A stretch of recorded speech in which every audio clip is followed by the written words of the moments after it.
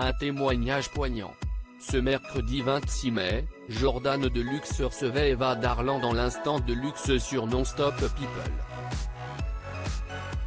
La comédienne de 72 ans a livré des confidences bouleversantes sur sa rupture avec son ex-compagnon violent. Un homme qu'elle a d'abord aimé de tout son cœur, mais qui lui a ensuite fait vivre un véritable calvaire. Tout a commencé par des piques incessantes, des remarques désagréables, du chantage, avant que les choses ne dégénèrent et que la colère se transforme en coups. Ça ne commence pas par des coups. Ça commence par le bel amour extraordinaire.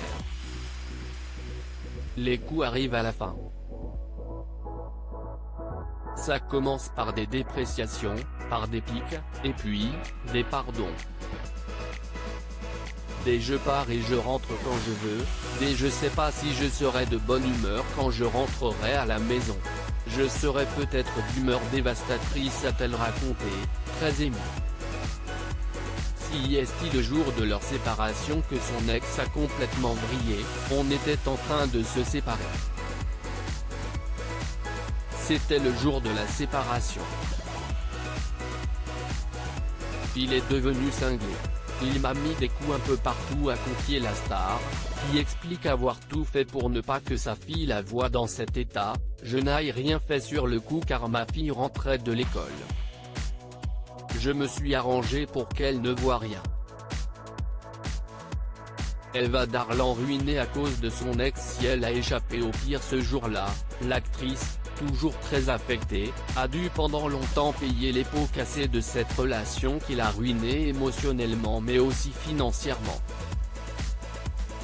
Lors de sa rupture, son ex lui a tout pris, si bien que Eva Darlan s'est retrouvée en grande difficulté. Il a pris tout mon argent, je me retrouve avec des sacs en plastique, 2 enfants, j'ai pris une maison, mais je n'avais pas les moyens de la payer. S'est-elle souvenue avant de préciser, quand on est marié sous le régime de la communauté, au moment du divorce, on peut demander à l'autre la moitié de ce que elle on a dépensé pour le couple.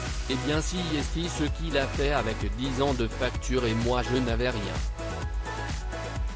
Sortie de ses déboires financiers, celle qui sera bientôt à l'affiche du film Villa Caprice de Bernard Stora continue à faire très attention à ses dépenses. Je vis avec 2,000 € par mois. Ça me va, je m'en fous. Je m'en fous complètement.